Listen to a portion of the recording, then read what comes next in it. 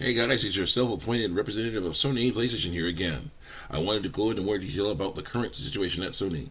During the end of the PS5 and beginning of the PS6 era, we thought we were invincible, the best thing since sliced bread. We remembered how, when we first started, we made lots of cash by having people buy our consoles and then buy our discs.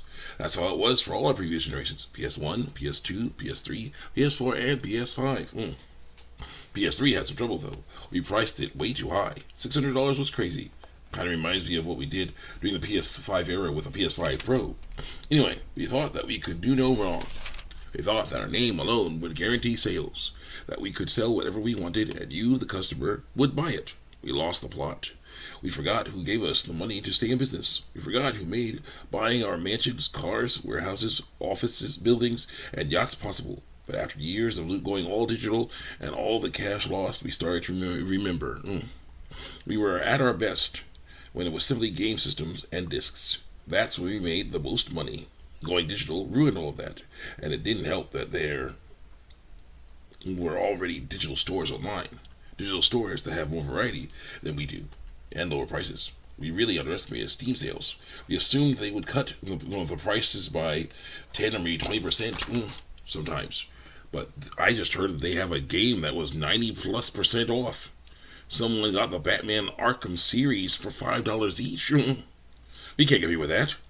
Then we found out that some digital stores let you download the game you bought and put it on the disc or external hard drive.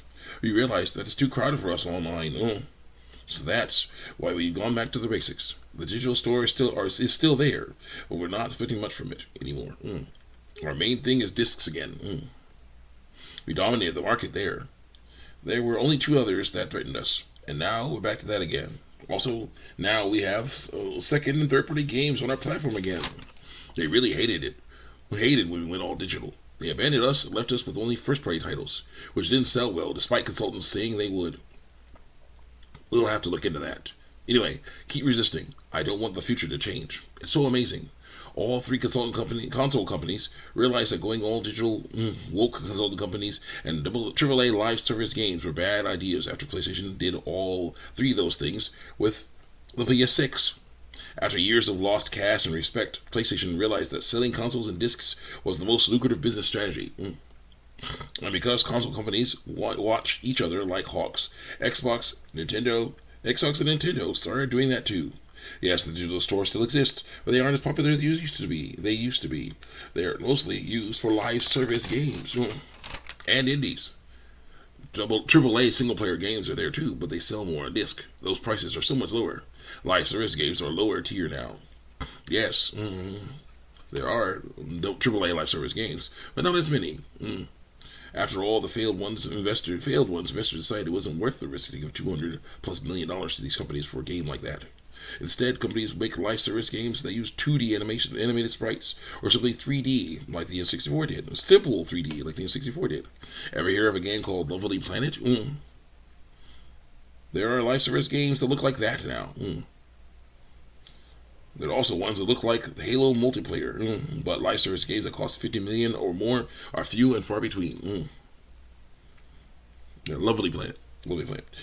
Companies that finally realize that they are not the infinite money glitch that they thought they were.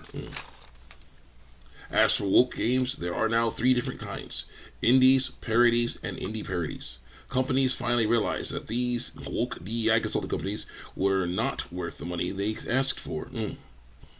They finally recognized the pattern of failure that happens with them. Investors also stepped up their investigations. They ask the game companies if they are working with Sweet Baby and Friends, and if they don't get a good answer, they don't give funding. Also, a lot of these consulting companies do the same things over and over again with successful established franchises. The white male main characters are sidelined, weakened, insulted, corrupted, and killed, and replaced with characters they like better, who are, more often than not as good. After so many failures like Alan Wake 2, Dragon Age, Veilguard, and Suicide Squad Kill the Justice League, woke consulting companies were driven out of many AAA companies. They had no choice but to get creative. They used the small studios they owned to make indie and AA parodies of games they don't like. Wolverine became Angry Slash Man. The Suicide Squad became the Harry Harem. And then they fight the Punch League. There's Night Puncher, Planet Puncher, Green Ring Puncher, Speed Puncher, and Greek God Puncher. And I hear that the woke consultant companies are making all kinds of spin offs of these games. Every hero will get a standalone game. And the mainstream media will advertise for them. They'll say parody games are back. And I will gladly buy them at discount price. They still charge too much for those things. Also, I'll only buy them to make fun of them. That's how it is now.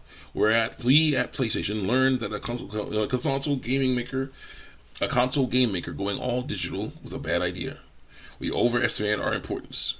We are one game making company. There are thousands of game makers out there, and many of them are online. They have their own digital stores and lots more variety than we do. In the console space, we are one of 3 companies. Physical the companies. Our odds of success are better with physical games. So we're focusing on that now. I really hope that actually happens. I'm your webcomics. Check me out on YouTube and DeviantArt.